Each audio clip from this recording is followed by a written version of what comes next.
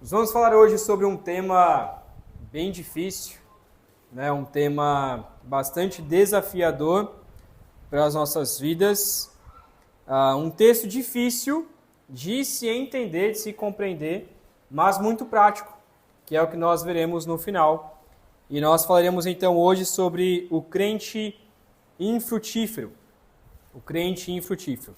Eu quero ler com vocês então Marcos 11, de 12 a 26. Marcos 11, de 12 a 26. Diz assim então a palavra do nosso Senhor. No dia seguinte, quando estavam saindo de Betânia, Jesus teve fome. Vendo à distância uma figueira com folhas, foi ver se encontraria nela algum fruto. Aproximando-se dela, nada encontrou a não ser folhas, porque não era tempo de figos.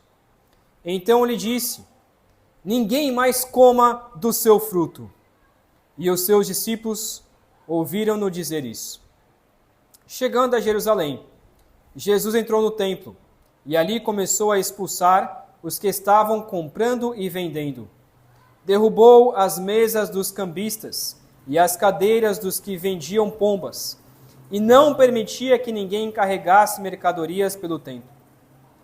E os ensinava, dizendo: não está escrito, a minha casa será chamada casa de oração para todos os povos?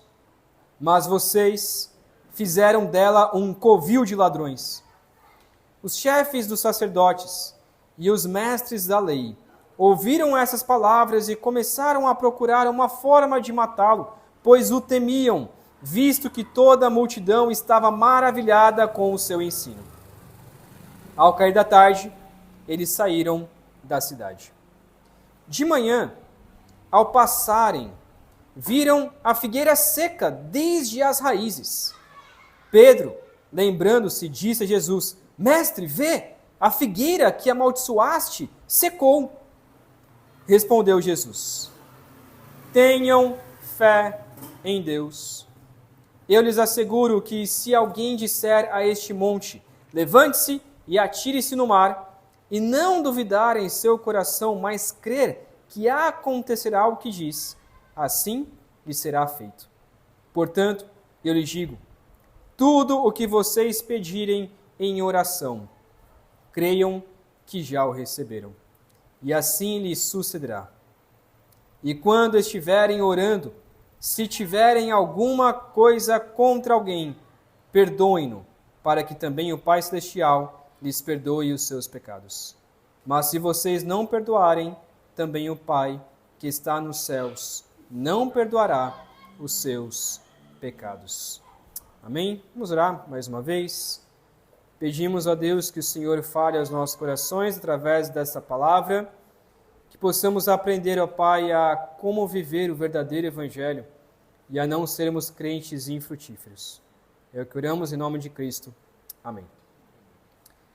Esta passagem nós vimos já desde a semana passada que Jesus ele acabou de entrar em Jerusalém. Então nós vimos, aliás, na semana retrasada, a entrada triunfal de Jesus, quando ele entra então montado em um jumento. E agora Jesus, ele sai, ele vai possivelmente ali na região de Betânia, e ele agora está voltando para Jerusalém. Então agora é o segundo dia da semana, o segundo dia da semana, a qual Jesus volta então para Jerusalém e entra novamente em Jerusalém. Só que quando eles estavam caminhando para Jerusalém, Jesus ele encontra uma figueira. Depois ele vai para o templo e então sai novamente e vê a figueira novamente.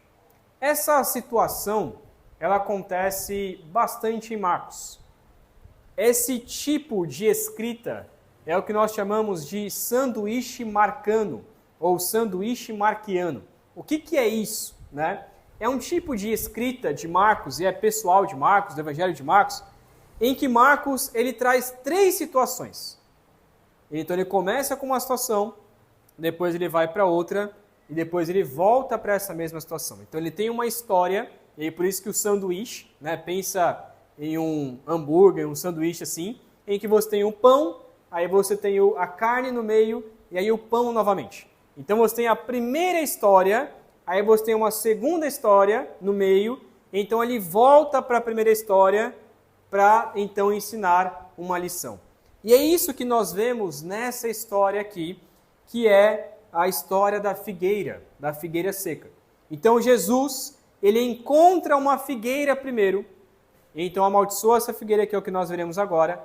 Ele entra no templo, aí acontece uma situação, ele volta então, encontra a figueira novamente e ensina uma lição. Por que isso é importante para nós falarmos aqui, antes de começarmos o nossa meditação de hoje, nosso estudo de hoje? Porque esse tipo de escrita, ele vai nos ajudar a interpretar o porquê que Jesus, ele entra no templo e porquê que ele, então, ensina sobre a figueira. Então, esta forma vai nos ajudar a interpretar um texto tão difícil que é esse texto da figueira, né? Uma das frases que talvez a gente escuta bastante, né? Duas frases, pelo menos, que a gente escuta bastante. A primeira é que a aparência engana, né? Às vezes você olha para aquela pessoa, você não dá nada para aquela pessoa, vestida de um jeito talvez que você não goste, e depois que você começa a conversar com aquela pessoa, você vê que na verdade ela não era aquilo que você julgou à primeira vista, né? Você olhou para aquela pessoa, julgou de uma maneira, e então depois que você começa a conversar, você vê que o seu julgamento estava errado. Então, se você vê uma pessoa de terno, você talvez vai julgar aquela pessoa, uma pessoa, talvez um advogado, ou alguém nesse sentido, e aí você vai conversar, até chamá-la de doutor, de patrão. Mas se você vê uma pessoa de shorts, de chinelo, você talvez vai conversar com aquela pessoa de uma maneira diferente, uma maneira comum, chamando de meu amigo, ou algo assim, nesse sentido, né? Tem uma outra frase que minha mãe sempre falava, que era, não julgue um livro pela capa. Minha mãe por um tempo foi bibliotecária, então ela falava constantemente esta frase. E de fato a gente faz isso, né? A gente olha para um livro, a gente olha para a capa, pelo menos eu faço isso, eu olho para a capa, eu falo, rapaz, esse livro aqui, não sei se deve ser muito bom ou não. E aí você começa a ler e você percebe que aquele livro é bom, ou então você olha para uma capa tão bonita, como um livro que eu li ano passado, que a capa era maravilhosa, a hora que você começa a ler, fala, poxa, a capa é tão boa, mas o livro é tão ruim. O que isso mostra? Que é natural do ser humano, é natural nós julgarmos. É natural nós olharmos para algo e já darmos esse primeiro julgamento. A pergunta que eu quero fazer para você é a seguinte. As pessoas na rua, ou seus amigos, seus familiares, talvez saibam que você é um cristão. Talvez eles saibam que, de fato, você vai para a igreja e você segue a Cristo.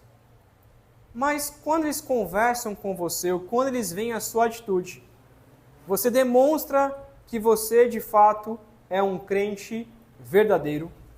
Quando eles te julgam pela capa, mas depois eles começam a ler a sua vida, você realmente demonstra aquilo que de fato você é? Ou pelo simples fato de você levar uma Bíblia debaixo do braço, ir para a igreja, você está demonstrando aquilo que de fato você não é. O que acontece então nessa história são três situações, então duas histórias na verdade, mas três situações que vão mostrar para nós uma abominação, que é o crente infrutífero. E muitos de nós somos assim, crentes infrutíferos. O que acontece na primeira situação, então, de Marcos 11, 12 a 14, eu quero ler novamente para a gente fixar aqui, pode passar? Não? Foi? Aí. Que a árvore sem fruto, ela é imprestável. Uma árvore sem fruto é imprestável. Olha o que diz novamente, versículos de 12 a 14. No dia seguinte, quando estavam saindo de Betânia, Jesus teve fome.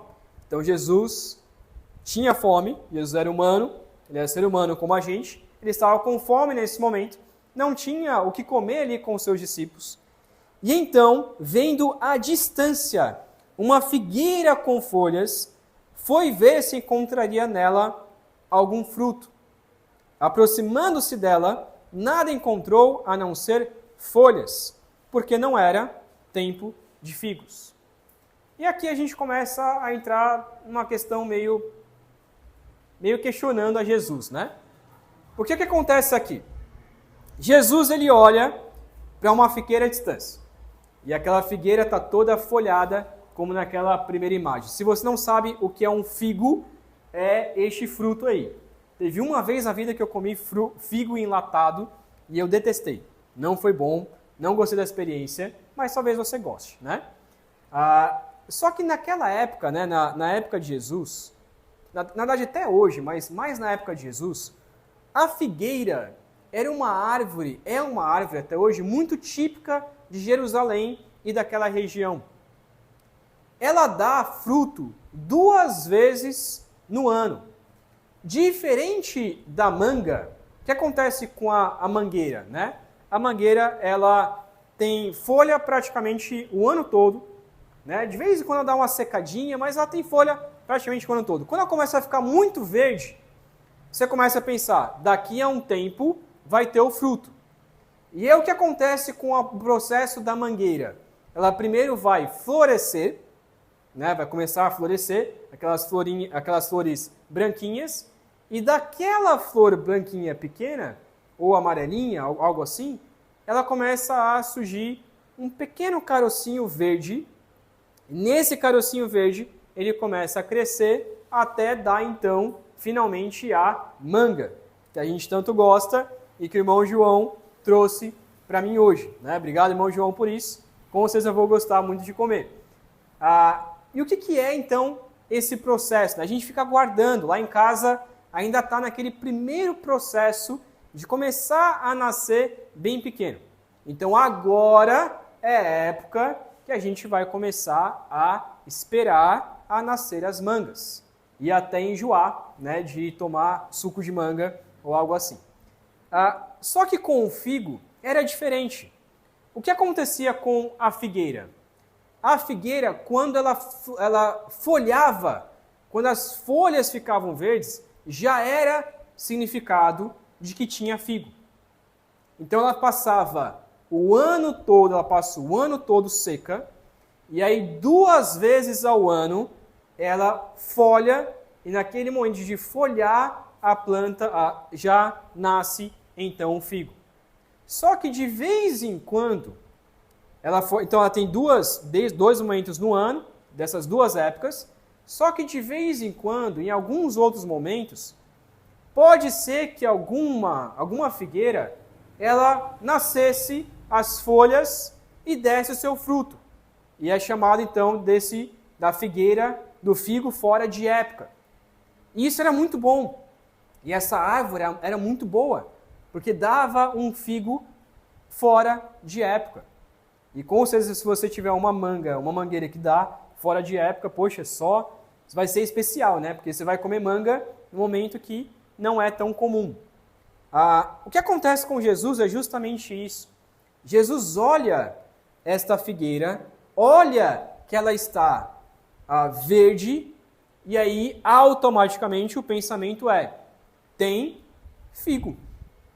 Tem figo. Mesmo que fosse fora de época, na verdade a felicidade aqui é porque estava fora de época, ou seja, todas as outras figueiras estavam secas, mas aquela em especial, ela estava verde, ou seja, era um momento diferente. Ela era uma figueira especial. E como mostrado na primeira imagem, ela é uma árvore grande, uma árvore estrondosa. De longe você consegue ver. Então você imagina Jesus, apesar de ser soberano, de já saber tudo isso, mas você imagina a expectativa dos discípulos caminhando até essa figueira para finalmente encontrar, e a hora que chega naquela figueira toda verde, cadê o fruto? Não tem. Obviamente, eles ficaram com raiva. E Jesus queria ensinar uma lição com isso. Então Jesus disse ninguém mais coma do seu fruto. E os seus discípulos ouviram Jesus dizer isso. Jesus expressa isso no seu coração. Por quê? O que isso significava para essa figueira? Que esta figueira, na verdade, ela era infrutífera. Ela era o que nós chamamos de uma árvore estéril. Uma árvore que ela não vai dar fruto em momento algum. Mesmo no tempo ou fora de tempo, ela não vai dar fruto, não vai dar figo. Ou seja, uma árvore que deveria ser frutífera e não é, nada mais serve a não ser queimada e jogada fora, que é o versículo que nós lemos no começo do culto. Uma árvore que deveria dar fruto, não dá, o que você faz? Ela vai só sujar minha casa, as folhas vão cair, não vai prestar isso aqui, não vai dar fruto, então a gente corta pela raiz, arranca pela raiz, joga fora, ara a terra novamente e planta uma nova planta ali, uma árvore frutífera para finalmente dar frutos. Isso é natural. Então Jesus, ele já prevê isso, ele já faz isso desde o começo. Ele diz, ninguém mais então coma do seu fruto, porque você é estéril. Segunda lição que Jesus nos dá é que um templo sem oração é inútil. Versículo de 15 ao versículo 18. Olha o que acontece então. Jesus então ele vai para Jerusalém, chegando em Jerusalém, ele entra no templo. Lembra da semana retrasada que a gente viu que Jesus, lá no versículo 11, que Jesus entrou em Jerusalém, foi até o templo, observou tudo em volta, mas como já era tarde, ele saiu. Depois de ter observado, então, Jesus volta para Jerusalém, entra no templo novamente e agora ele não mais só observa. Agora ele vai para a ação. E ali ele começa a expulsar os que estavam comprando e vendendo. Derrubou as mesas dos cambistas e as cadeiras dos que vendiam pombas, e não permitia que ninguém carregasse mercadorias pelo templo. Por que Jesus faz isso? Foi um momento de raiva? Momento de estresse? Não. Jesus queria ensinar uma lição com isso. O que acontecia é que não era tão errado vender mercadorias ali na região do templo, na parte do templo. O problema não era esse. O problema era que isso era uma forma gananciosa de se ganhar dinheiro à custa da religião. O que acontecia aqui era o seguinte: os judeus, eles nesta época, como sacrifício ao Senhor, eles deveriam dedicar o melhor daquilo que eles tinham. Então, se ele era um pastor de ovelhas, para adorar ao Senhor, pelo menos uma vez ao ano, na Páscoa, ele pegava então a sua melhor ovelha e levava até o templo para ser sacrificado. Então, em gratidão ao Senhor, em pagamento pelos seus pecados, em louvor a Deus. Só que o templo estava tão alterado nesse sentido, que ao invés de deixarem as pessoas entrarem e darem então as suas ovelhas, os seus bois, os seus carneiros para os sacerdotes, e ali lhes sacrificarem esses animais, o que os cambistas faziam era pegar esses animais, pagar uma taxa mínima, então pagar um valor irrisório, e então eles vendiam pombas, vendiam pequenos pássaros, talvez andorinhas ou algo nesse sentido, e vendia em troca daquela ovelha. Então era uma troca totalmente injusta. Totalmente injusta. Eles então burlavam a lei e faziam dessa forma, dizendo, não, a gente não pode mais sacrificar ovelhas tão grandes assim, isso é um desperdício. E aí pegavam essas ovelhas para si e vendiam esses passarinhos para serem sacrificados. Mas Deus diz que a lei era sacrificar animais. Deveria sacrificar bois, carneiros, aquilo que você dava de melhor. Mas eles faziam uma moeda de troca para então se enriquecerem. E esses animais então ficavam para os sacerdotes, e os sacerdotes colocavam nos seus currais e ganhavam muito dinheiro com isso. Jesus olha essa situação e ele diz então, ele joga a mesa dos cambistas, derruba a mesa dos cambistas, fica irado nesse sentido, uma ira santa, e ele diz, no versículo 17, não está escrito, a minha casa será chamada casa de oração para todos os povos, mas vocês fizeram dela um covil de ladrões. Jesus, ele cita dois textos aqui. Um texto de Isaías 56, versículo 7, e de Jeremias 7, 11. Ele está dizendo, olha, minha casa deveria ser uma casa de oração, mas vocês fizeram dela um covil de ladrões. Ao invés de vocês utilizarem para adorar ao Senhor, vocês fizeram da casa do Senhor, do templo do Senhor, uma forma de se enriquecer. Graças a Deus, né? Isso não acontece hoje em dia. Você acha que acontece hoje em dia? Com certeza. Continua acontecendo. Um lugar que deveria ser para adorarmos a Deus, este lugar se tornou um covil de ladrões. Este lugar não, né? Este lugar não. Mas muitos lugares se tornaram covil de ladrões, que só querem pensar em se enriquecer. Lá, é interessante que lá em Zacarias 14, no último versículo do livro, diz assim, e a partir daquele dia, falando sobre o dia do Senhor, e a partir daquele dia, nunca mais haverá comerciantes no templo do Senhor dos Exércitos. Essa é uma promessa de Deus aqui em Zacarias, mostrando que o templo do Senhor, um dia, no novo céu e na nova terra, não será mais um lugar de comerciantes.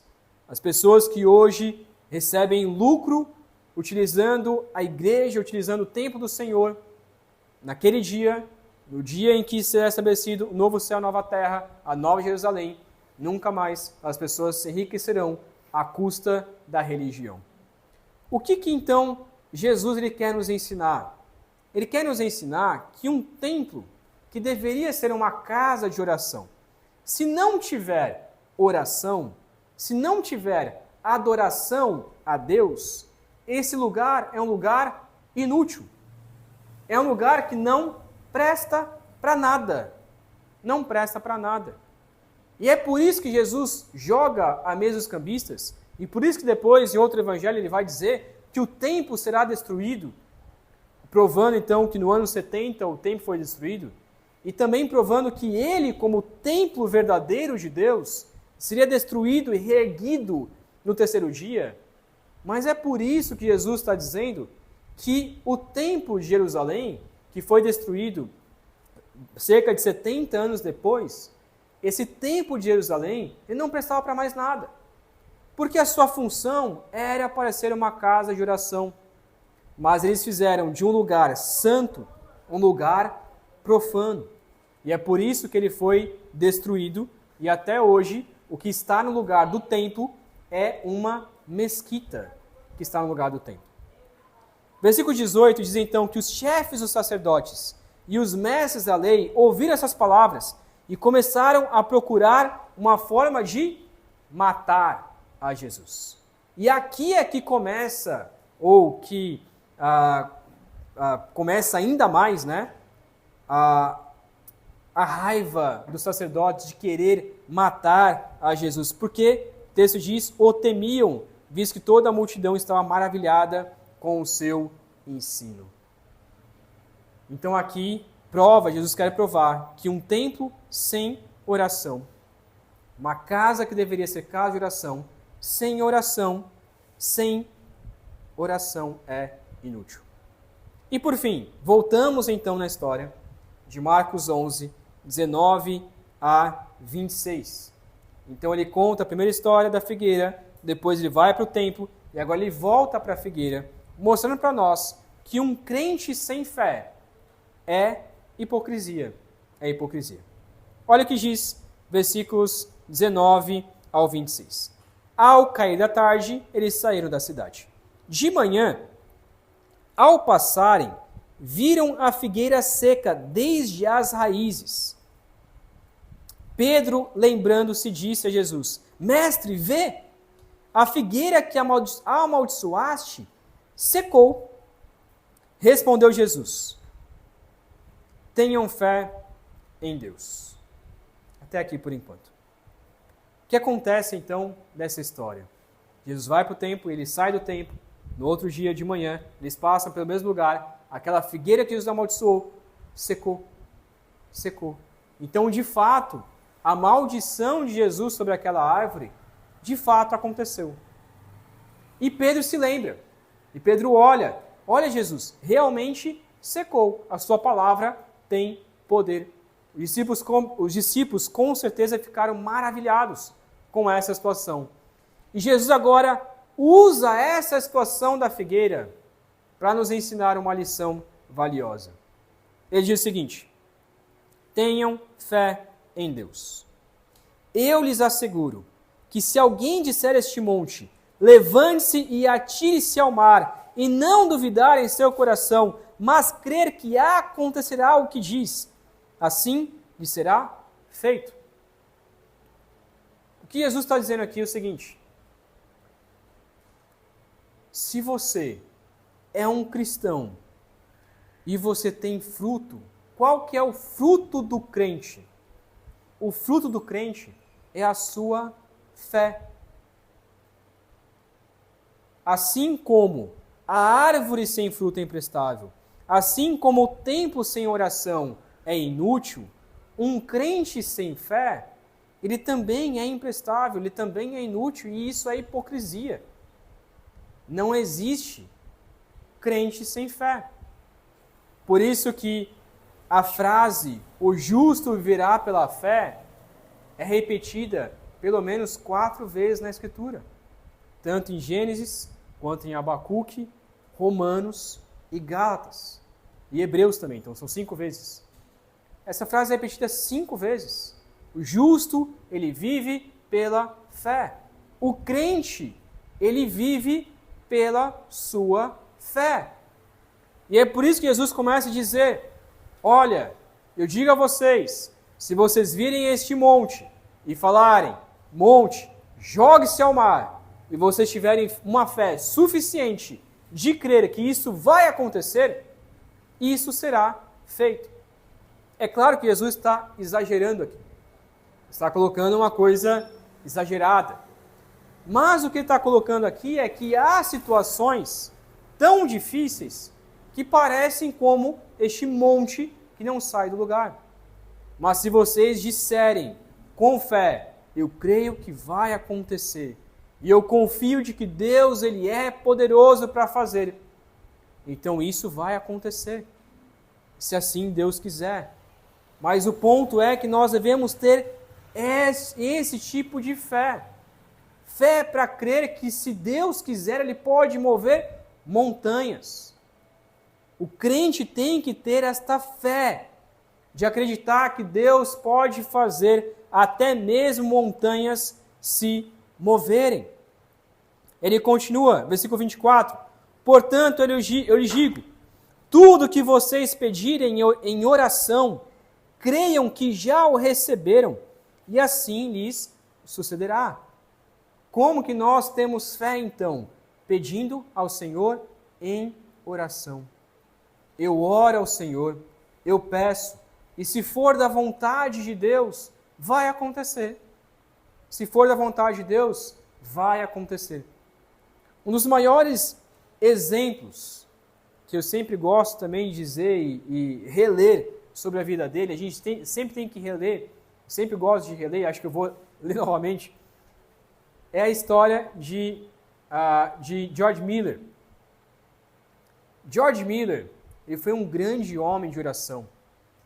E as suas orações, elas foram com tanta fé, mas tanta fé, que até hoje os pastores discutem se é possível ter uma fé tanto quanto a fé de George Miller. Há muitas histórias que só por meio da oração Deus dava aquilo que ele pedia. Teve uma vez que ele estava com as crianças, né? Ele plantou um orfanato na época depois da peste negra, ou seja, depois que muitos pais morreram e muitas crianças ficaram órfãs. Ele então, depois vendo essa situação de crianças tendo que morar na rua, ele então cria um orfanato. E em certo dia, com várias crianças ali sentadas, ele percebe que as crianças não tinham comida. Ele percebe que todo o seu mantimento ele já tinha acabado para dar para as crianças. E então ele ora ao Senhor, ele junta as crianças e fala assim: crianças, vamos orar. E Deus vai dar o alimento. Vamos orar. E de repente, né, eu estou parafraseando a frase aqui, porque eu não me lembro muito bem, mas de repente uma carroça quebra bem na frente. E essa carroça estava levando pães quentinhos para um homem importante, se não me engano era um príncipe ou alguém muito importante da sociedade. Uma carroça cheia de pães. E aí de repente começam a bater na porta do orfanato e aí falam assim: George Miller, olha, a carroça quebrou, não vai dar para levar os pães para aquele local e está muito frio, esses pães, eles vão congelar, você não aceita como doação? E ele recebe aqueles pães e entrega para as crianças e diz: nosso alimento chegou. Deus deu o nosso alimento. Ele só orou. Não fez nada, ele não foi lá, quebrou a carroça, não roubou, ele não fez nada disso. Ele sentou com as crianças e orou, e com um prato vazio, ele orou junto com as crianças dizendo assim: Deus, obrigado por este alimento que nós vamos receber. E o alimento veio. E o alimento veio. E essa é uma das situações de George Miller. Teve uma outra vez que eles estavam quase sofrendo um naufrágio e ele orou ao Senhor. E Deus deu a direção para aquele navio, aonde que deveria ser levado. E o capitão respeitou a direção de Deus. E então o navio, ele chegou são e salvo. A vida de George Miller era guiada pela oração. Tudo o que ele pedia, se estava dentro da vontade de Deus, Deus fazia. O texto continua, versículo 25, diz assim: e quando estiverem orando, se tiverem alguma coisa contra alguém, perdoem-no, para que também o Pai Celestial lhes perdoe os seus pecados. Na oração também, nós devemos perdoar os nossos irmãos. Essa também é uma característica do crente. A fé dele é uma fé que perdoa pessoas. E o versículo 26 diz: mas se vocês não perdoarem, também o Pai de vocês que está nos céus não perdoará os seus pecados. Repetindo a oração do Pai Nosso, em que diz: nos perdoa assim como perdoamos os nossos devedores. O que Jesus está colocando aqui? Jesus está colocando que ter fé em Deus, é você acreditar que Deus pode fazer todas as coisas. É você orar ao Senhor, pedindo, crendo que Deus pode fazer. E é você perdoar uns aos outros. O crente, ele tem fé em Deus, ele ora e perdoa. Isso é ter fé. Você não consegue perdoar uma pessoa se não tiver fé. Você não consegue orar se não tiver fé. E você não consegue confiar em Deus se não tiver fé. O que Jesus quer nos ensinar com isso, com esse texto, então, é o seguinte: que assim como uma figueira sem frutos e um templo sem oração, o cristão sem fé é imprestável, inútil e hipócrita. e precisa de purificação. Assim como, pode passar mais um? Está aí a frase? Assim como uma figueira sem frutos e um templo sem oração, o cristão sem fé é imprestável, inútil e hipócrita e precisa de purificação. Irmãos, não tem como um crente não ter fé em Deus. Agora, a nossa fé, ela é vacilante. A nossa fé, ela é fraca. A fé do crente, ela é inconstante. E isso é natural. É natural sermos assim, porque somos pecadores. Mas, irmãos, nesse texto, Jesus quer nos provar que se não tivermos fé, seremos como a figueira seca. Se não tivermos fé, seremos como o templo. A figueira vai ser queimada, o templo vai ser destruído. E é por isso que nós devemos ter fé no Senhor, para permanecermos firmes. Isso é natural do cristão, ter fé, mesmo quando ninguém tem fé. Eu quero fazer então 4 aplicações. Primeira aplicação: a religiosidade não deve ser mostrada na aparência física. Talvez você pense que ter fé é você mostrar isso na sua aparência.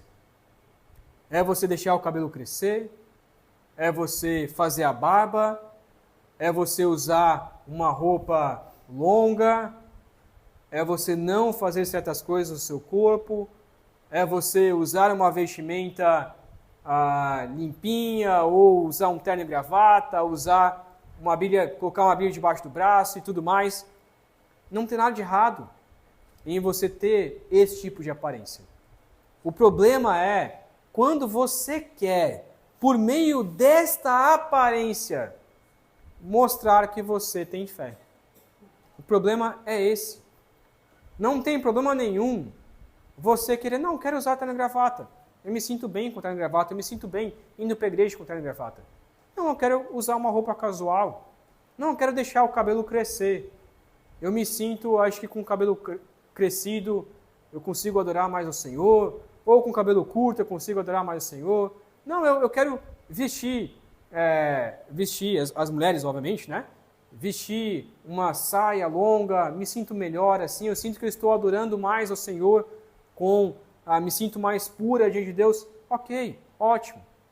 O problema é quando você acha que essa sua aparência externa vai mostrar para as pessoas que você é uma pessoa religiosa, que você é uma pessoa que tem fé.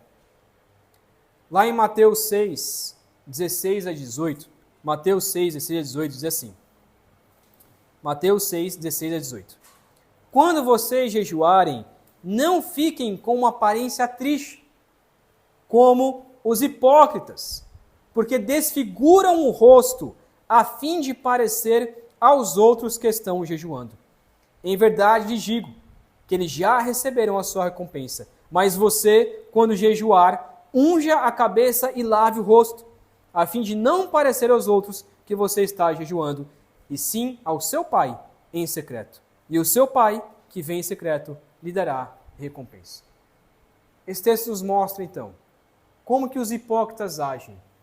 Eles desfiguravam o seu rosto, deixavam a barba crescer, colocavam a barba toda espetada, bagunçavam o cabelo, vestiam a veste toda suja para mostrar para as pessoas que eles estavam jejuando. E muitas vezes nem jejuavam. Mas era só para mostrar aos outros, olha como eu sou uma pessoa religiosa. A figueira florida, folhada, ela mostrava isso. O templo, tão belo, mostrava isso. Mas não tinha fé alguma dentro do coração. Não tinha fé alguma nesses lugares. Não tem fé alguma em muitos cristãos.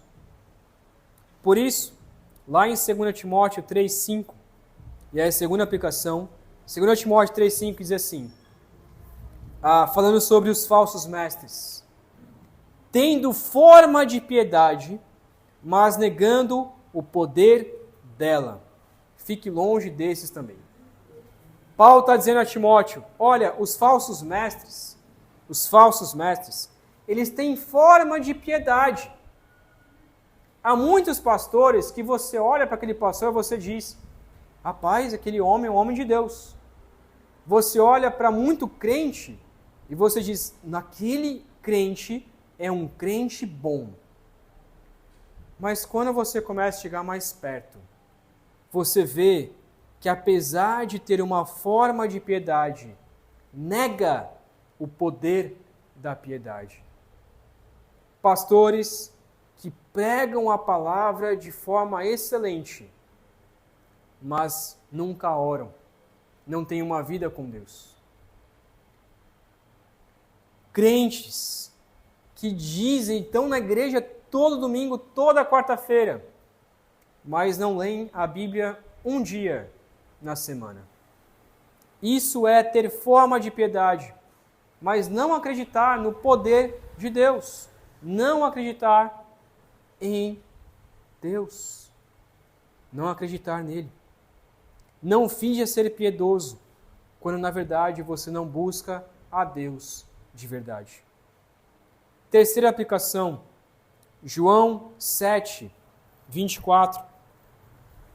João 7, 24.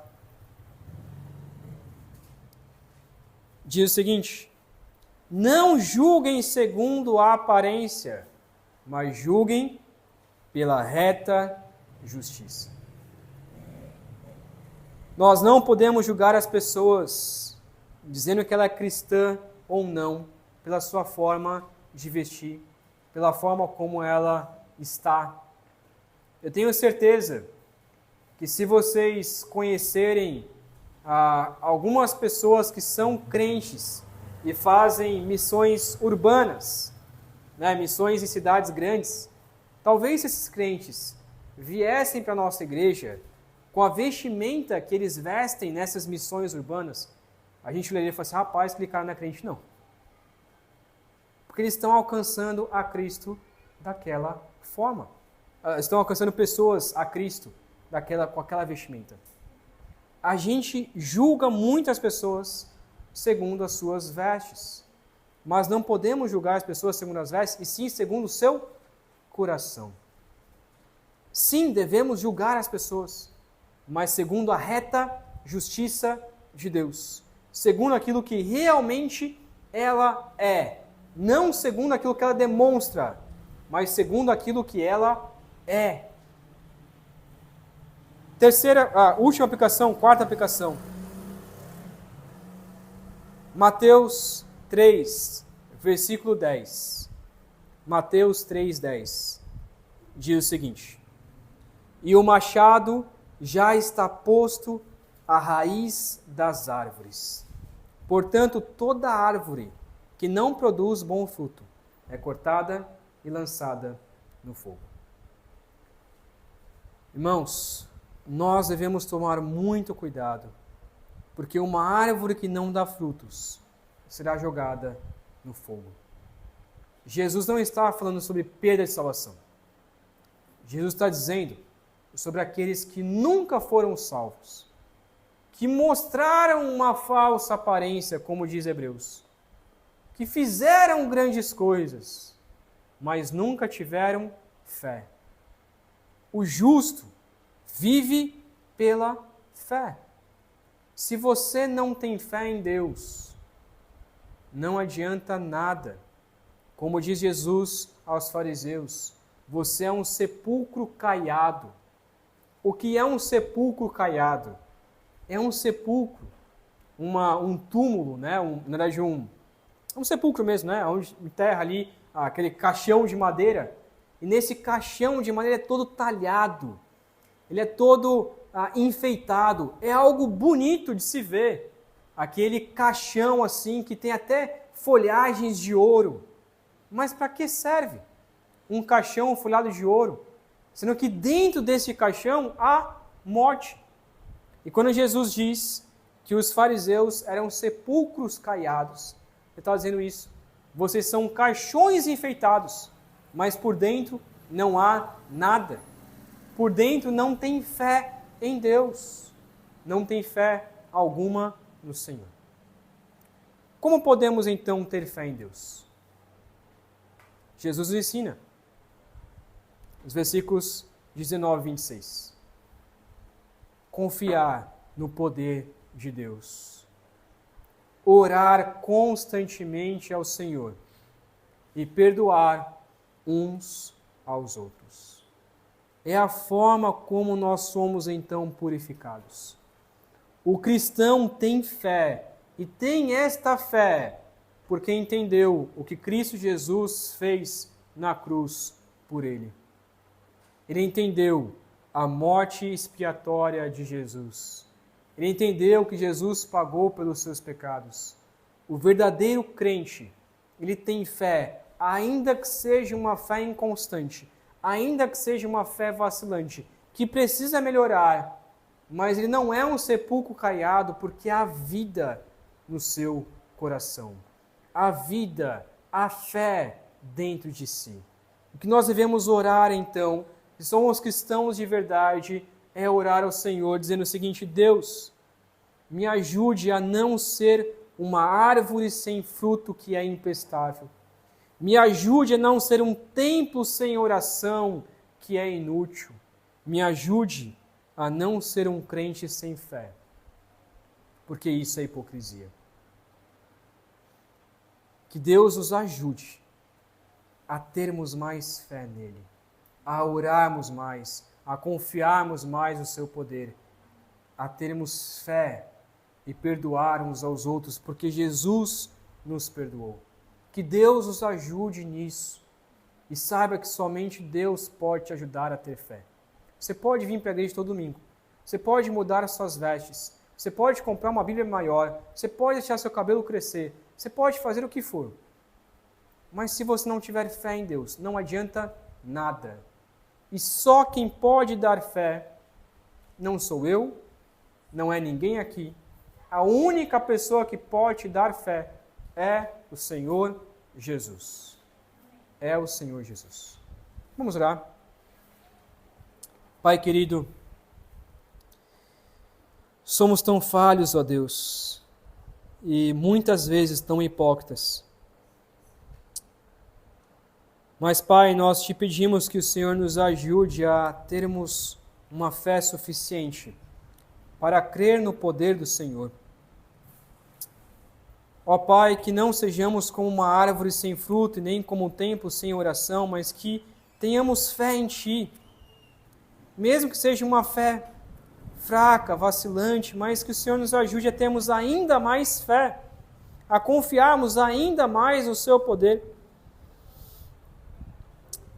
Meu Deus, nos ajude a vivermos por meio desta fé, uma fé inabalável, a confiarmos mais no Teu poder, a confiarmos mais no Teu perdão.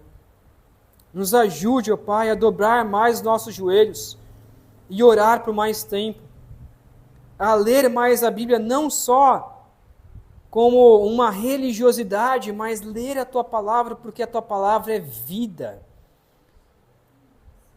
Porque ela é mais cortante do que uma espada de 2 gumes. Porque a Tua palavra, ela é viva e eficaz. Ela penetra no nosso coração ao ponto de dividir alma e espírito juntas e medulas. Ela discerne os nossos pensamentos, o nosso coração. Ó Deus, nos ajude a vir para a igreja, não só para bater cartão, não só para nos mostrar presente para os nossos irmãos, mas para adorar verdadeiramente a Ti.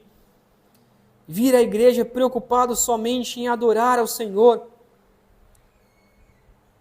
Nos ajude a pregar o Evangelho às pessoas, não porque queremos a igreja mais cheia, mas porque queremos, ó Pai, que pessoas conheçam do Seu amor e tenham vida e sejam salvas pelo Senhor. Meu Pai, nos ajude a ter fé. Nos ajude a confiar mais em Ti. Nos ajude a vivermos nesta fé inabalável.